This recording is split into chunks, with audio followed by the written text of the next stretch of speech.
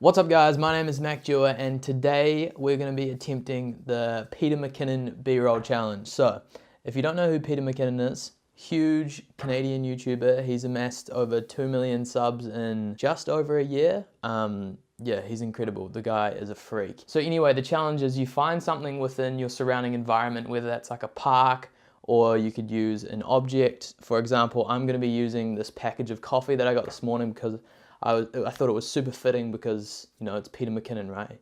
He loves slow motion, cameras, and coffee. So this is my attempt at the B-roll challenge. Hope you guys enjoy. And yeah, I'll see you soon.